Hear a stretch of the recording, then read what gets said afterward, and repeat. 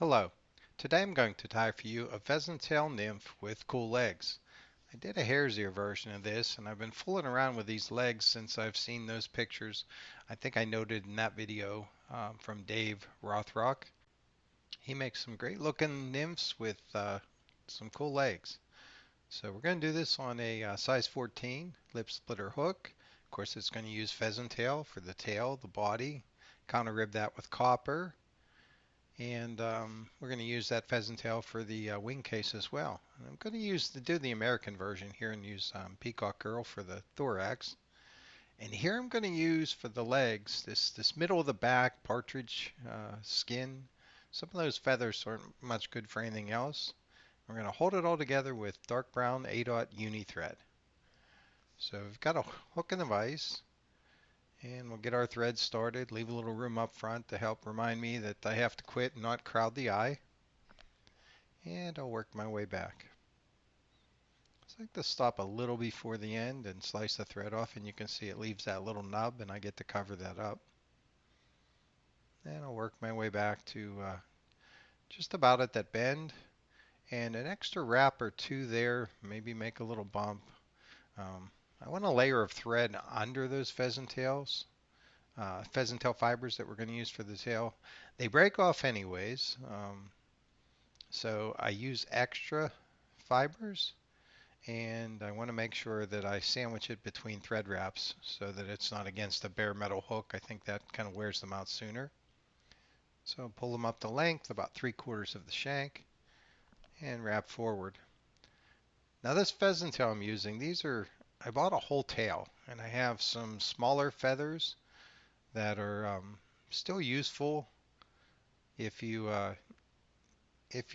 pick and choose which ones you use and for what feature. So this seems wasteful because here I have another bundle and I'm not using the same bundle for the body that I used for the tail.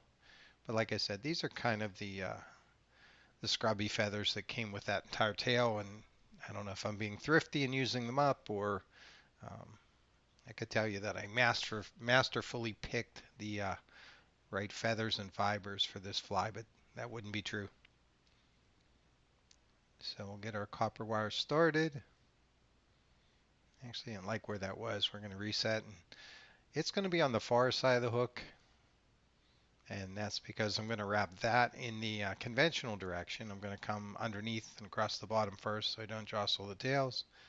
And have something else under there to kind of cut them off. So put the end of that wire in the material clip. And come forward. And here I noticed, I'll point this out. I kind of did the one finger half hitch there. And I think sometimes you'll see me use the whip finisher. Sometimes I'll use the half hitch tool and sometimes just my finger. If I don't care where it goes, like in this case it went on the bare shank, and then I can just kind of slide it back against the front of the body. Um, the one finger method works just fine. If you want it to go exactly where you want a thread wrap on a half hitch or a whip finish exactly in the right place, the tools do a better job, or at least they do for me. So here I'm counter wrapping with the pheasant tail fibers, and I'm going to stop there, kind of hold things underneath, reach around the camera and move things out of the way so that I can get a cross wrap. We'll do that a couple of times, one or two more just to lock it in.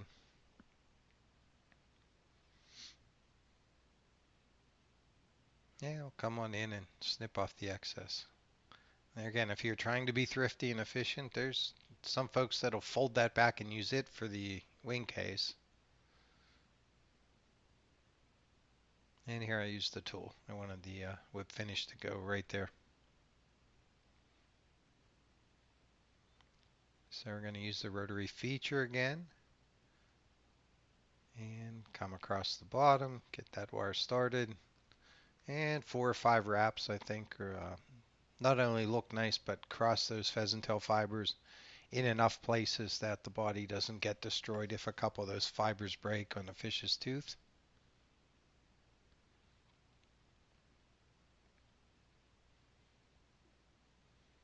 And let's get a couple of wraps of thread across the copper to hold it in place. And since I wrapped in the conventional direction, the thread's pulling it tighter.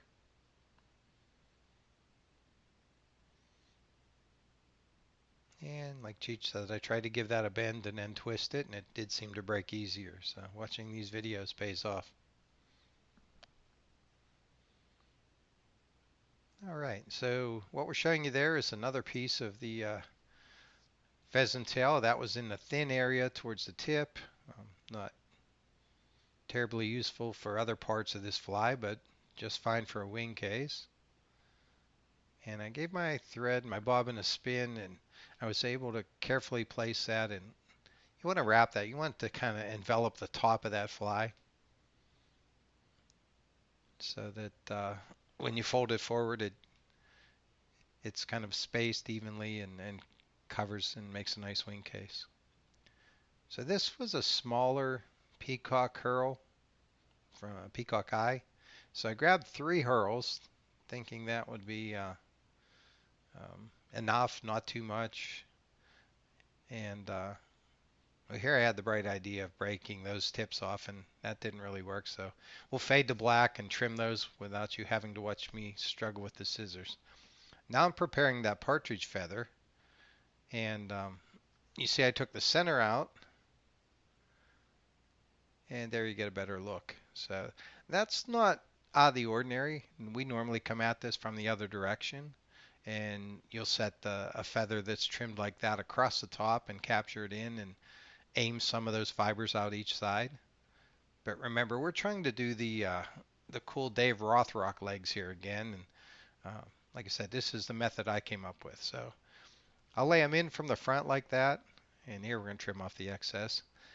And then I'll stand them up as I come forward with the peacock, and they kind of fan out a little bit, and I want to use them. It just at that point I want it to look kind of like a oh, I don't know, a sparkle dun or something, where you have a sprig of fibers sticking straight up, and then split them with the wing case and let them kind of poke out radially. You'll see this in a few seconds. They'll poke some out on each side.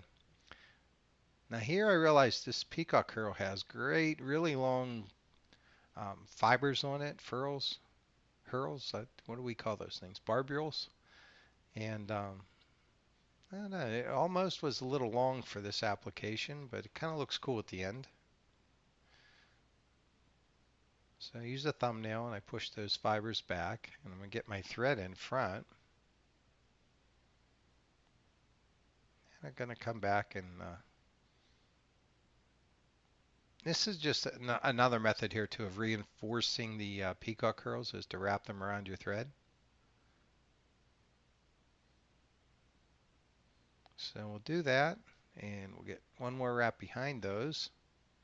Pull everything back and get at least one wrap in front. And I think if I was doing another one, I might have positioned those legs back just a little further. I might have tried for 2 wraps of peacock in the front. And try as I may, I still end up crowding the head just a little bit. So we're going to make sure that we push all those little barbules from that peacock curl back and out of the way. And that's not so bad.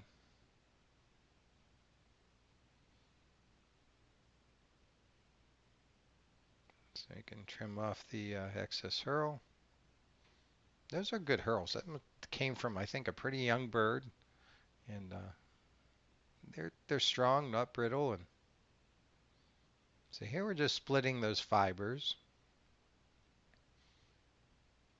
as evenly as you can get them. And I'm going to pull the peacock fibers forward and use them for the wing case. And this is some fiddling around here. There might be, maybe with some practice, this might go a little easier. And again, I don't think this is something you want to tie 50 and fill your box. This is just me kind of fooling around and trying to imitate what I saw that looked good. So that's just about where we want them. But the peacock kind of wanted to slide down the side and fold those a little bit, which I think looks good as well, but that wasn't exactly what I was going for here. And then there was the oops. As I primped around a little bit. My thread wrap slipped off of the wing case. So, but you can see the fibers are spread nicely now, so I'll give it another go. And here I'm kind of reaching around so I can get the thread and pull it in front and not trap any of those leg fibers forward. So there we have it again. This time everything stays in place. We'll do 3 or 4 wraps to make sure. And I'm kind of liking that. So now I don't want it to move or fall off again. So I'm going to sneak in here with a half hitch tool and come under that. Was I calling that peacock? The pheasant tail fibers. And get a half hitch or 2 in there just to make sure things are locked in place.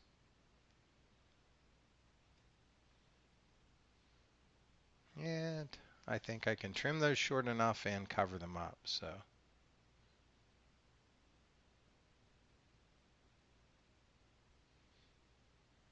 there, I almost amputated a leg there.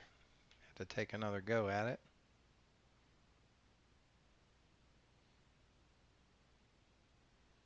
And that's not so bad. That's going to work.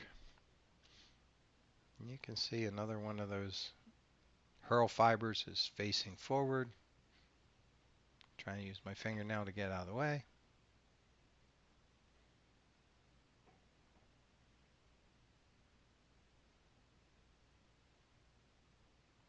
And that seemed to do a good job. Pull everything back and work on that head.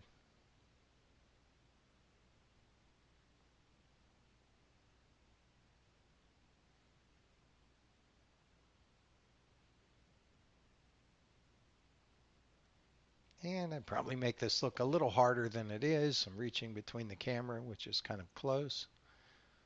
But all in all, I think that gets the point across. It makes a decent fly. It'd be fun to catch a fish on this. And the legs look pretty good with and without some primping. And I kind of like that bushy peacock. So, and then this wouldn't be complete without a good drop of thin head cement. So we'll do a little last minute trimming. And come in and put a drop of Sally Hansen's hard as nails on the wing case. And I think that it serves a couple of purposes, right? So it strengthens the wing case, gives it a little shine. If you want, you can do the little bulbous version. You could use UV here. But the other thing I think it does is it soaks down through, and I think it'll kind of help lock in those partridge fibers that we use for legs. Maybe hold those fanned out a little bit. So we'll make sure we get a little head cement on the wraps just behind the eye.